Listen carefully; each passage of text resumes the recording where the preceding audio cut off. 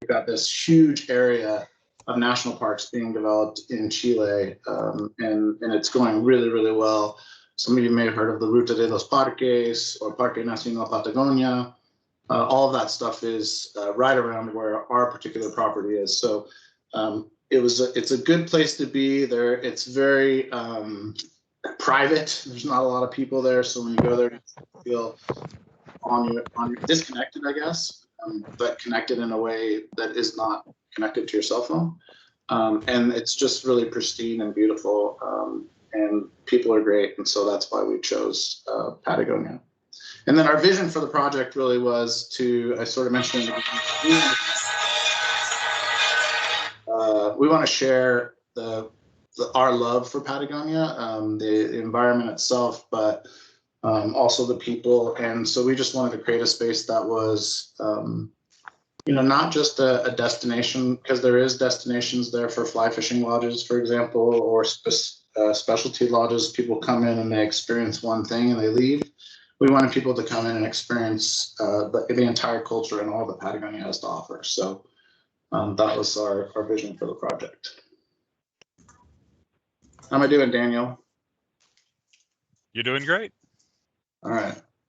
Except that I can't. Yeah, if people have questions, feel free to put them in the chat. I'll watch the questions for you, Dave, and that'd be great. I'll interject at appropriate times, or we can hold them to the end. Okay, cool. So this is just kind of a transition slide. We're going to get into the kind of the nitty gritty, but that really is a picture in Patagonia.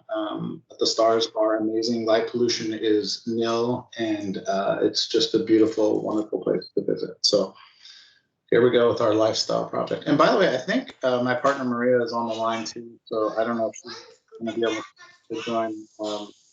I think she's doing something else, but she was super instrumental in helping me get this going, and so she may interject as well. So, anyways, hey. So our first step, in investing in I would say any international project is make sure. My suggestion is make sure you find a local person that can help you. Without our local support of our GM and my host father Jorge, we would not be able to do the project the way that we've been able to do it. He's been amazing. He obviously loves fly fishing, so I put that picture up there. But without someone there locally that not only understands the language, we do understand the language very well, but understands the culture and the people and how to get things done. It just makes it really, really hard. And I would say, I put it in there as well. It's probably very similar, not unlike a property manager when you're looking at a multifamily investment.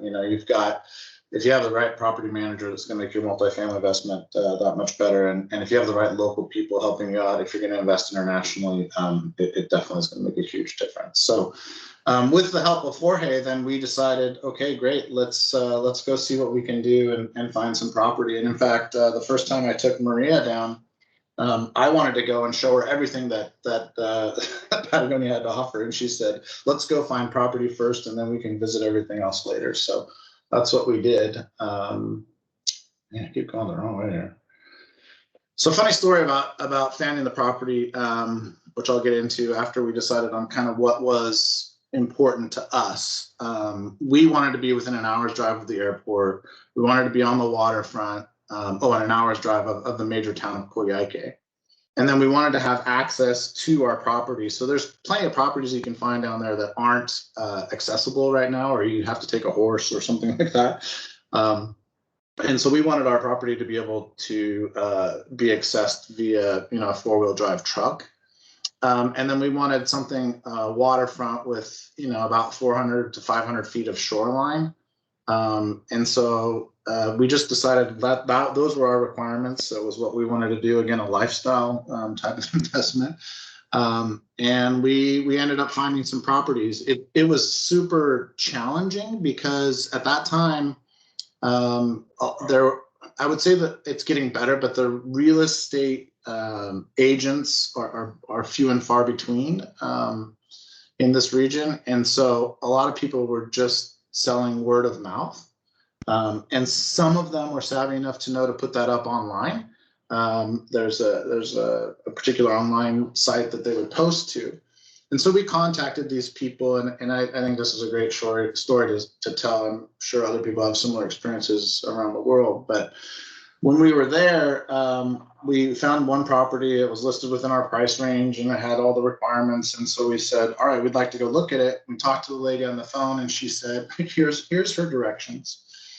Go through the town of Manihuales. Okay, we got that part, no problem. Go across the final bridge. Okay, got that, no problem. Going across the final bridge in Manihuales.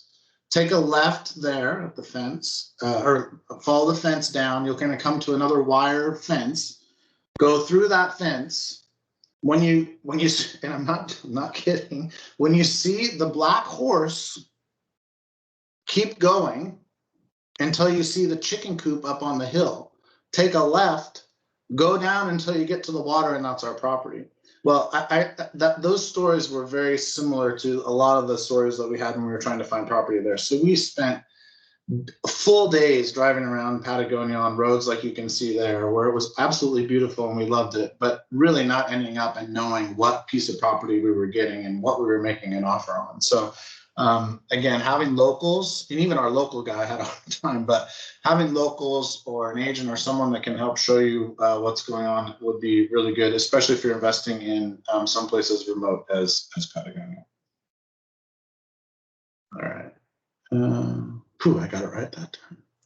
So, once we found the property that we were interested in, it really came down to, can we own these pieces of land as foreigners, as non-Chilean people? And yes, you absolutely can. It's just, it's not super simple. So in our case, we were lucky enough that because I had lived there between high school and college, during that time on my exchange, I actually got a visa-like thing, like a social security number, I guess is a better way to say it. And with that social security number, or root as they call it in Chile, I was able to purchase the land. Now, if you don't have a root in Chile, you can certainly apply to get a root. It takes some time, but it's not difficult. It just takes time. You probably have to go to the local consulate and do all that kind of stuff. But you can get a root, and yes, you can own internationally in Chile. I think the one caveat there is, if you're Argentinian, there may be some laws about whether or not you can own on the border in Patagonia, but I don't know that for sure. So like the disclaimer said above, make sure you consult all the appropriate people about what you can and can't own in Chile. So with our once we went through that whole process of finally getting the route and realizing that we can buy the property and we could own it as foreigners, we went ahead and made an offer to the seller. And it's a little bit different there. We made an offer through a notary. So it's almost like I guess a real estate agent / lawyer here. But you go and you make a formal offer in front of a notary. It gets notarized, and it is reviewed by an attorney. And then from there, it goes into the fun stuff, which is title studies, and which are super important in Patagonia because although it's a relatively newly developed area, a lot of people, similar to what happened, I think, in Alaska, you could go there, and if you settled the land, you were entitled to a certain amount of property or ownership rights.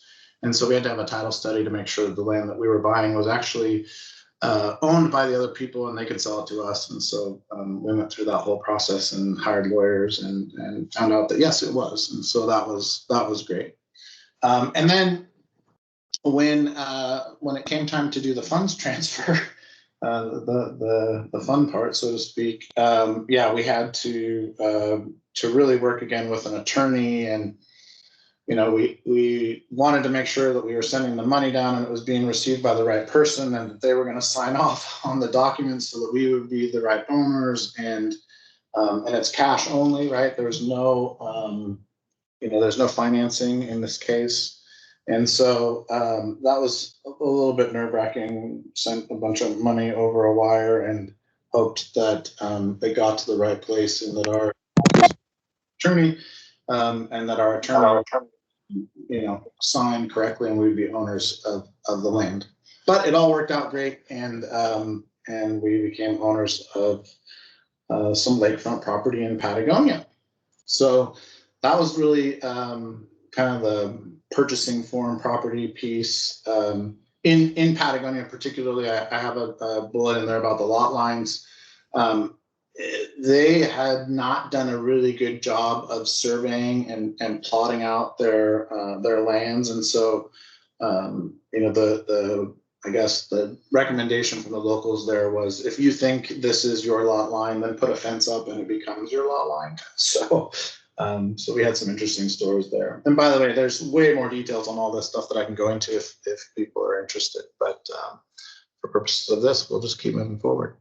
So, after we became owners, it was like, hey, wow, what do we do now? And how do we begin building this project the way we want it and developing the property? And so we had to go through the land use approvals and hire architects and get a building permit.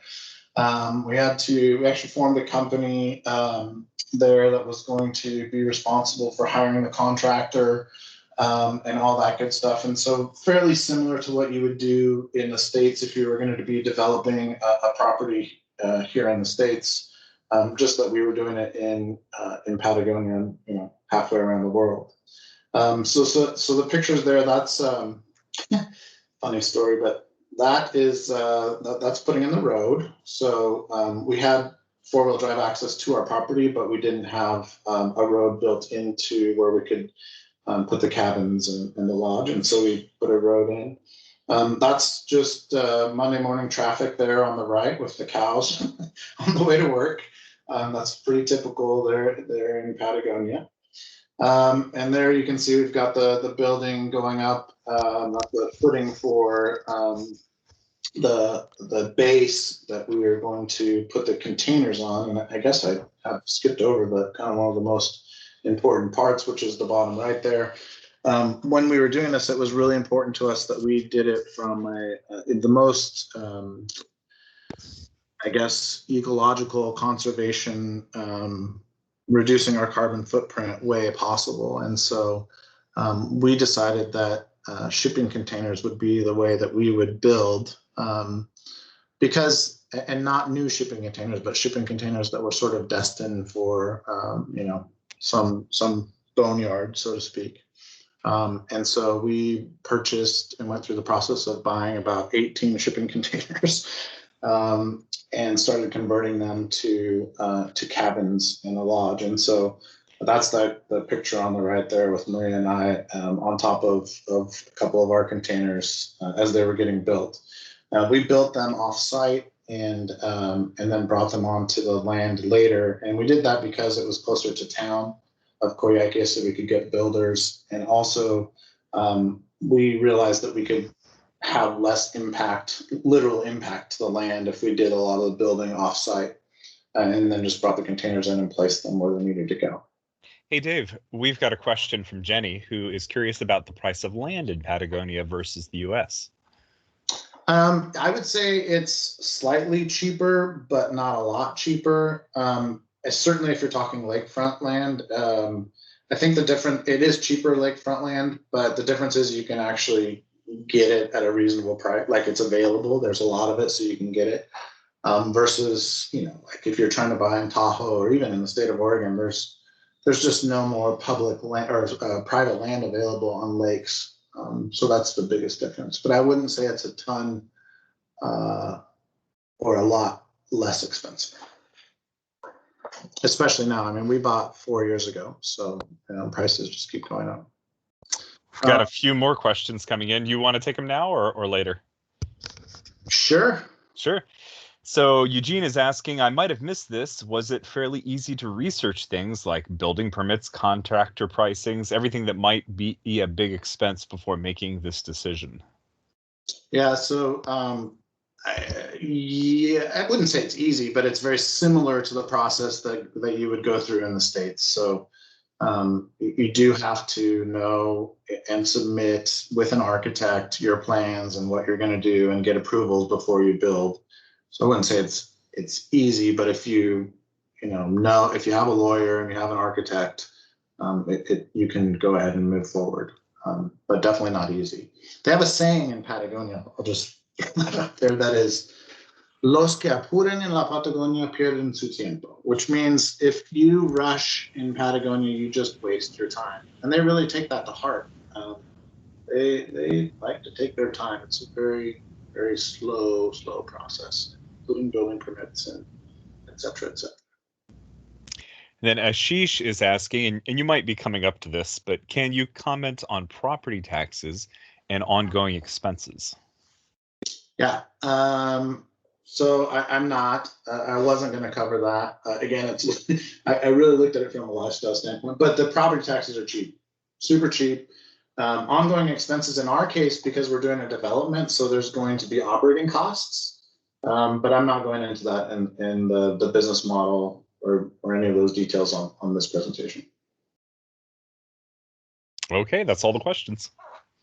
Okay, cool.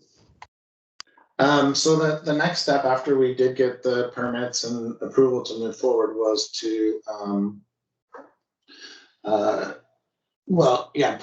put the containers on the land. And so before we did that, we had to prep the land, and you can see there on the bottom right, we have these bases where the containers will sit. Maria was great in helping the architect, because the architect didn't think of this, but we positioned the containers, and they're really cabins, such that they're maximized for privacy and views. It doesn't look that great in these particular pictures, but this was in the beginning, and it's still pretty awesome. But you could see we had a truck with a big crane come and put those on. We've got 4 cabins. Each of them is 2 containers. And we really were focusing again on the green building and trying to have the least amount of impact on the land. The one thing that we're super proud of is it looks like a septic tank, but it's actually a water treatment plant. So it goes through several phases of the process, and chlorine and other things, and comes out gray water that you can reuse to irrigate and wash cars or those types of things. And that was pretty advanced for the area. And in fact, according to our attorney, we were one of the first people to actually have a water treatment plant on site. So we're pretty proud of that. We're really, like I said, trying to reduce our carbon footprint and be environmentally conscious wherever we can. And so that's why that picture is there. What else? Oh, clean. The reuse and the recycle stuff. The fishing is huge down there in the ocean. There's lots of salmon farms and things, and they go through a lot of equipment and take it out when it's still has probably 80% of its life left. And so we're borrowing things from them, like their fishing nets and stuff like that for retention. We're going to use some of their old floats to build a dock. So we're really focusing again on the recycling and reusing. You can see we upcycled those containers, and they look pretty rough right there. That's because, again, they were destined for the boneyard. And then, another thing with our cabins, you go to Patagonia, and it's a little cooler there, and people like to have their fires. In fact, the majority of the region relies on their heat from wood, which is really relaxing and nice if you're vacationing and want to go sit in front of a crackling fire. And that's a nice heat, but it's contributed to a lot of pollution at certain times of the year, and the pollution gets stuck between these fjords that are Patagonia. And so we decided that for our cabins, we are not going to do a wood burning stove, and we decided instead to use a mini split or similar to like a heat pump, and that will be our air conditioning and heat. And then the other piece, which I think is important when you're building green, is we're also focused on helping the local community. And so we hire local builders, and we try and teach them about what we know from the containers, how to build the containers, how to insulate the containers, and just overall how to build a better business. And then once we move into the operating side, here shortly. We're also hiring local guides and chefs and all that stuff. So we're really focusing on reinvesting in the community and buying as much as we can locally and sourcing locally from the community. Okay. I'm going to ask if, I don't know, Maria, do you have anything else you want to add about the green building? Okay. Well, jump in if you do. Yeah, sorry, I just had to find my mute button. But yeah, I think, aside from everything else you mentioned, we're doing analysis for wind and solar energy to try to leverage that on the land. Unfortunately, solar is looking like it's not going to pan out because it's kind of, I mean, you can almost see it there with the crane. It's a very steep canyon, and we're on the side of the canyon that gets very little sun. So it would work only on the summer, and then the cost structure wouldn't allow it for just to it'll take a lot longer to recoup the cost of solar. Wind is a way better option when it comes to availability. It's very windy all of the time there. However, wind technologies aren't, oh, sorry about that. Wind technologies aren't as far as solar, if you would, in adoption and availability, mostly in the region. So that's still under evaluation. We love to be carbon neutral. We set a 5-year goal. We'll see where we land, but we're working on it.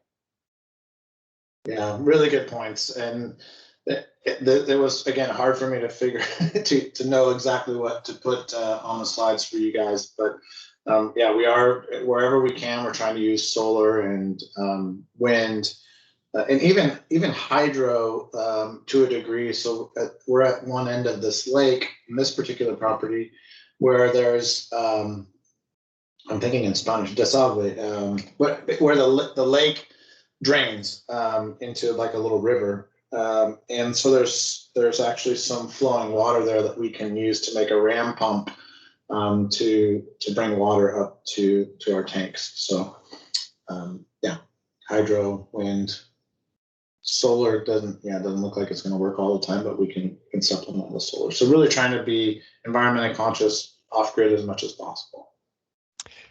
There's a question from Swati who's asking, are you going to be open all year round? Yeah, so the plan is right now that would be ideal.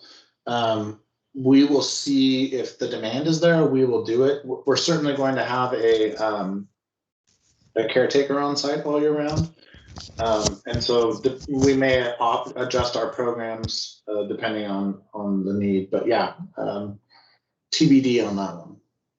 All right. And then Brandon is asking, I gather that almost all the transactions were in cash, so there isn't a financing component, but do you have any currency risk that you deal with? Yeah, I love those questions. The answer is yes, it's all been cash, and I guess the currency risk, again, from my lifestyle investment standpoint, sure there was a little bit, but Chile's a pretty stable economy, so not too much. I will say though, we actually were not a risk standpoint. We were actually beneficiaries of a currency fluctuation toward the end of last year. The Chilean peso got really strong, the dollar got really strong against the Chilean peso, and so we were able to do a little bit more. But we're not really counting on or trying to play the currency fluctuations. Good questions, though. All right, that's all the questions we have at the moment. All right. So once everything was kind of built, we decided didn't decide, but it was time to sort of focus on building the business, and that's.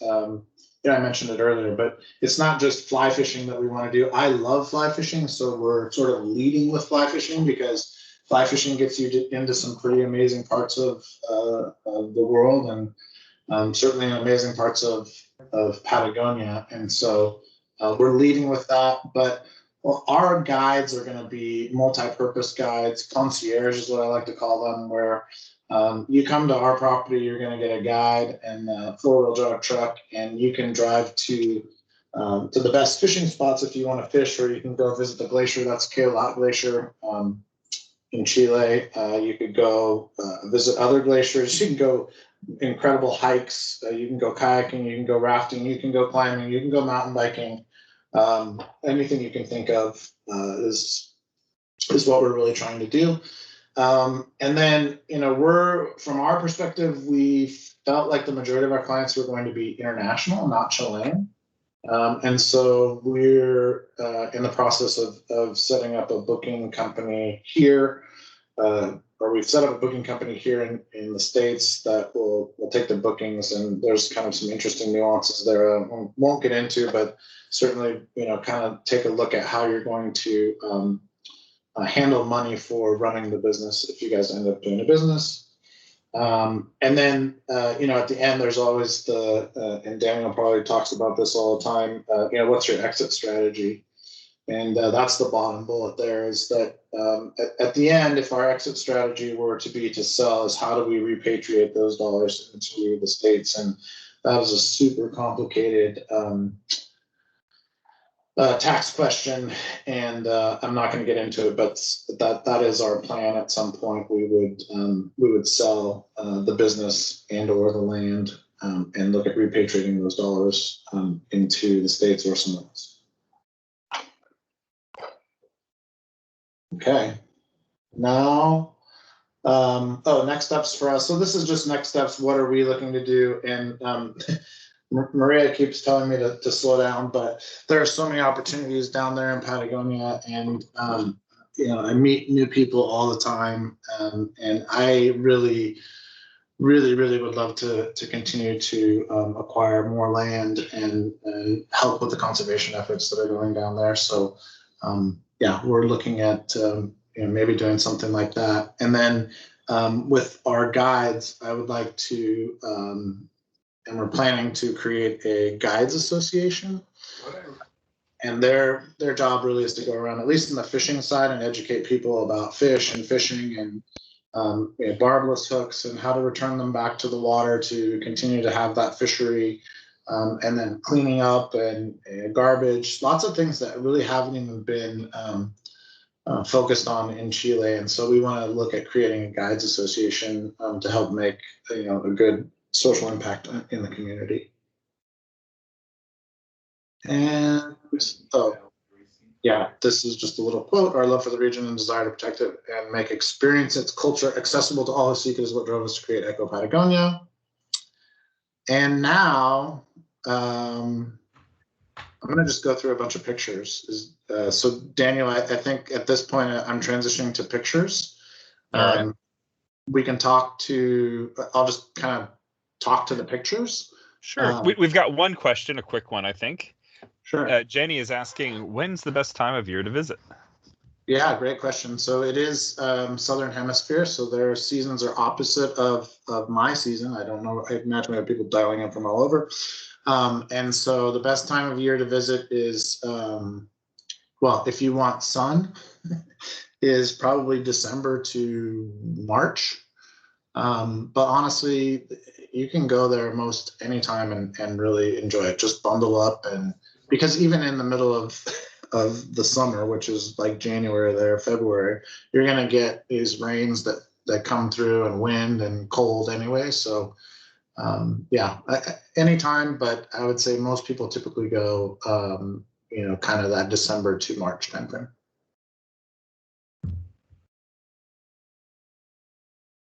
Okay, this was just an example of so here's what they look like now. That's two shipping containers with our what we call our bridge, and then the terrace, and you can see they're up on stilts. So it was kind of a bit of a process. I believe this picture is actually taken. Shot of that. There's a side shot of the cabin, so you can see these shipping containers on stilts. The views are amazing. Just going to kind of keep going. Maria, jump in if you want to talk about anything particular on these pictures. Here's what you see when you first walk up to the cabin. So You can see the door there, the shipping containers, and this was actually an architectural decision. I fought him hard not to do this, but he said, no, we have to do it. And I'm so glad that he did. The containers themselves, you can see the doors are facing this way. It's not super attractive to some people, I suppose. And that's what he wanted. He wanted you to walk in and think that you're walking into a shipping container.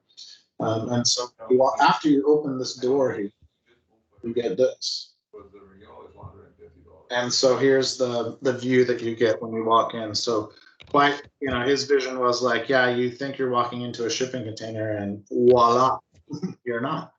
And we're really happy about this part. It's really, it's pretty impressive. And these are not marketing photos, by the way. These are just photos from our builder. We haven't been able to go back because of COVID. And so we will get marketing photos. And you guys are some of the first to see these photos, because I've really been close to the vest, since I don't think they're the best from a marketing standpoint. But yeah, you can, I'm going to go ahead and share them. So again, this is the view right when you walk in the front door. To the left there is a kitchen. To the right behind you is a bedroom. I think we got some pictures. More of the walk in the door. This is what you see. You got your own little terrace. More of the, as you're getting closer, kind of the views. So this is on the left here is there's a sliding door for the bathroom. So right now that door is closed. Where those cans are, that's the kitchen. And then to the right here is will be a convertible bed for like a Murphy bed, and it'll either be a table or it'll be up with a table, or down as a Murphy bed. We really tried to get as much light as possible, so that's why we have this little window up here. More pictures on the terrace. I'm just going to kind of keep going through these. This is not a painted one, so you can see kind of what that looks like. Here's the side to give you an idea of how high up these are in terms of on the stilts. And that was kind of crazy getting the containers on there, but they're there. Some details. More shots of the containers. So you may be wondering why a picture of the bathroom. And this doesn't do it justice, but and there will be a piece of glass there, it's not quite finished. But one of the things that we felt was important as we were building this is we wanted to try and have as much what we call, I guess, comforts of home, like in the States. And so this shower is actually a oversized shower, and I'm 6'3". And I can turn around easily and it fits me perfectly. So we really focused on having a bigger bathroom, bigger shower for our guests when they come to visit, where a lot of these places have kind of smaller showers, smaller bathrooms. But we wanted it to be kind of gringo size, as they say, down in Chile. And funny story here is our architect, I won this one, or actually I think Maria won this one. He wanted to make it super narrow, where you basically had to stand sideways in the shower, and was trying. We have a picture of him holding up a ruler that shows like, oh no, look, you can turn around. But we ended up making it wider, and yeah, that's why that's there. This is kind of where you would be sitting in the bedroom. Not the best shot there, but you have these 3 little windows here, and this one opens up if you want some air. This is if you're laying down in the bedroom. That orange thing is just because we haven't got I guess at this photo hadn't had our lights in. But this would be if you were laying down in the bed in the main bedroom. And that's it. I think, yeah, that's the end of it. Two questions here. Eugene is asking, did you have to import any of your building materials like doors or windows or tilings, or were you able to source it all locally? So our intent was to and is to support the local community as much as possible. So I can't think of any of our building materials that we have brought from the States.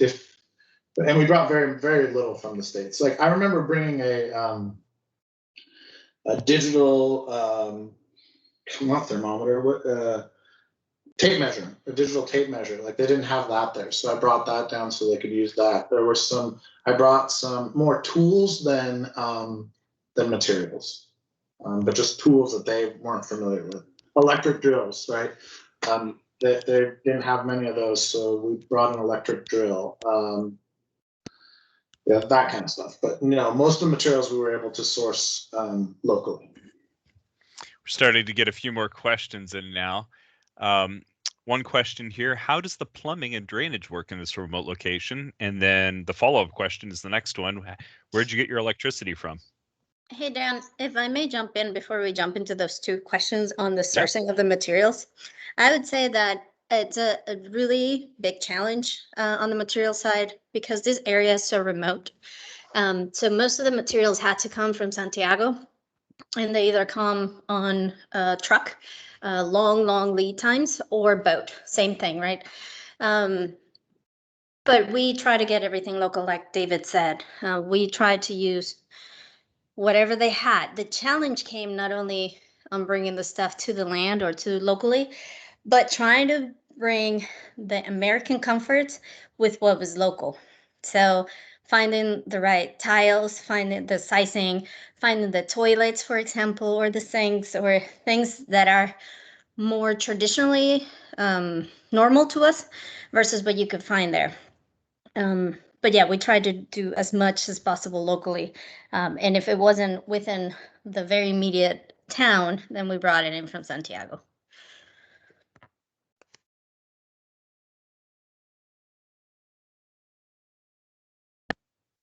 Okay, Daniel, Okay. more questions.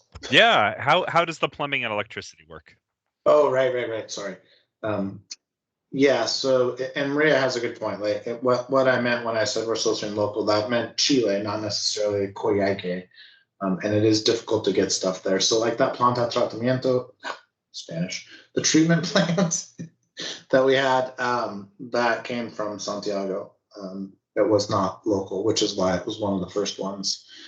So the plumbing works just like a normal plumbing. You run it. I guess I'm not really sure of the question, but we run it down through pipes into the collection points, and then from the collection point to the treatment plant, and then from the treatment plant to drain field, and so that's how the dirty. So, if I may, so two things, please. because we're so remote. Most of those areas use septic as their major water, disposal mechanism. We're doing the treatment plant, which means the waters that come out are gray water, so you can use them for watering the plants, or with the right plants in between, you can turn them into clean water. So that's definitely something that we're working on. We are getting the water from the lake. So we're not plugged into any sort of water grid or city water or anything like that. There's not even an option. So you either have to collect rainwater, plug into streams is what most remote areas do. Or if you're in the lake and you have your waterfront, you can claim some of the water from the lake. Is that what you meant, Jinkia? Sorry if I said your name wrong. Yeah, I guess that answers my question. Thanks. Awesome. And then for the electricity, since I'm already on, we did plug into the grid. Now it's been a huge ordeal, as everything when you're so far away. There is one of the reasons why we got that land is because it had access to electricity if we needed it. Once we saw that it was really hard to implement solar or wind right away, we decided to plug into the grid in the meantime. However, there was not enough capacity, so we had to put in and create a project with our neighbors to request a bigger transformer. And actually, the request had been put in 2 years ago, and it should be, it's scheduled to be implemented, or the change to happen sometime in between May and June. We'll see if they hold to their dates, given that they're also being impacted by COVID and resources of all kinds of issues there. But we are plugged into the grid, and we will have a generator as a backup plan, because there are outages and you are remote. And so we do want to make sure that we have a continuity plan if the grid fails. Yeah, good luck. Juan has a Juan has a question about your choice of containers and he says they seem like they're well cut up inside. Was it for cost, aesthetic, or something else? And maybe you could just comment on what you had to go through in order to find the right containers. Jeez. Yeah, so we wanted to make sure that we were not buying brand new containers because of, again, lifestyle investment choice. We wanted something that was destined for, the landfill and that we could repurpose. So I would say you could get probably with a little more cheaply overall if you got a new container. But in our case, we wanted something that needed a little bit of work. So we did have to work through some of the dents and the rust and et cetera, et cetera.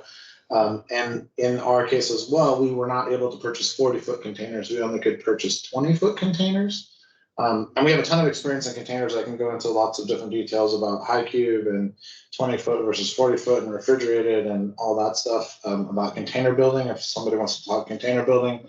But yeah, for us, we went with 20-foot because the road is so windy and steep to get to the property that a 40-foot container just wouldn't make it. So that's what we ended up with, was 20-foot containers. And trying to find a 20-foot container in a remote part of Patagonia was challenging. And so I don't know, Maria, if you remember, but I feel like it took us 5-6 months to get all the containers, something like that. Yeah, we could only get 2 at a time as shipments came in. And honestly, the choosing the containers, we were very limited in the supply. So we knew we had to work with what we got. And, the fact that the main reason we wanted is to retire these guys from a landfill and to reuse them and upscale them, right? So at the end of the day, it didn't really matter how they looked. There was also durability and structural aspect to it, just because the construction was in such a remote area. And also the construction codes are very different from what you come to expect in the States, into how rigorous they are. We wanted to make sure that we had structures that were not going to fail, and containers offer that. So that was the other reason why we thought containers would be good. Also, one more that we thought was going to be there, but I don't think it ended up being there, was we thought it would help us speed up the process because the structure was made already. And so we would be able to turn these cabins around a lot quicker than if we were building from the ground and sticks and stones, right? That didn't end up being the case because they didn't really know how to work with containers, and there's a ton of nuances that you have to do because they're sealed, and so it doesn't breathe, et cetera, and the insulation and all that it's just out of their scope in so many ways that ended up just taking about the same amount of time. But I think from the conservation standpoint and the structural standpoint, solid choice there for us. And I am really sorry. I love this conversation. Thank you guys for the time, but I have to run. So I'll leave you in the good hands of David. Thank you, guys. Thank you very much, Thanks. Maria, for coming and talking. And this is obviously a wonderful labor of love, and it sounds like a wonderful adventure. So thank you for sharing. You got it for sure. Thank you. Bye. And maybe for David, this could be one of our last questions here, but it's the standard wind it up and pitch question. Do you have a social media campaign that we could follow your updates with? And are you open for business, and how do we visit? Yeah, so first answer is, if you want to go to ecopatagonia.com, EKO and sign up for the newsletter, that's probably the best way to get up to date on when we are opening. Target soft launch in October, November this year, with grand opening happening in January of 2022. All right. Any other questions before we say goodbye?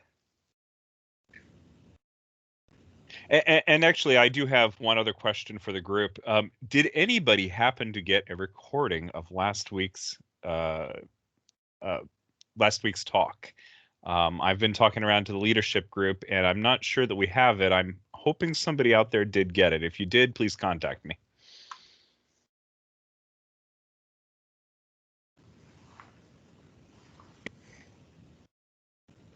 All right, David. Oh, cap rate. Mohammed is asking, what do you think your financial return is going to be? Have you modeled out cap rate and cash on cash? Again, it was a lifestyle investment, so I haven't modeled out the cap rate or cash on cash because it's truly more of the business and lifestyle that we're looking for. So, yep, it's a good business, I'll tell you that.